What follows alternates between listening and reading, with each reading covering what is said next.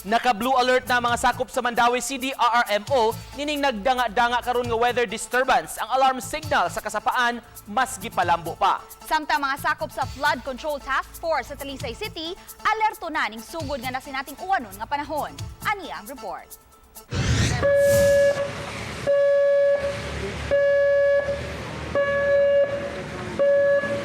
Kini ang naandan nga alarm nga patingugon sa Mandawi DRRMO pahimangno sa mga residente sa sitwasyon sa ilang dapit. Ang gihimo sa ilang mga personnel, gitesting ang gipuno pa nila nga alarm sound.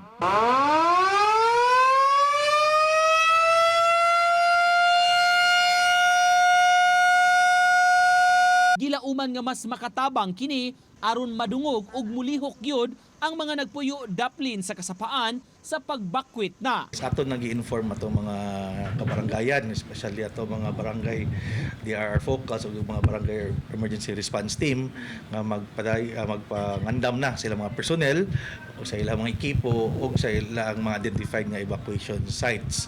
Samtang naka-blue alert ang DRRMO, taliwa nining kahimtang sa panahon. Buot pasabot, on-call ang ilang mga personnel ugaling gikinahanglan nga mo report ug mo responde sa panghitabo.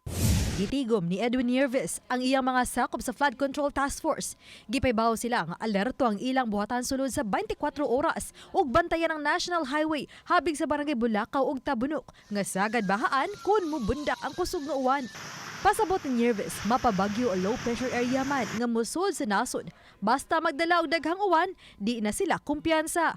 Kay basura ang sagad hinungdan kung nganong mosaka ang level sa baha, anay ilang hangyo sa publiko. Yang man akong makatahon, labi na mga vendors, magkooperar kita. Atong tabangan.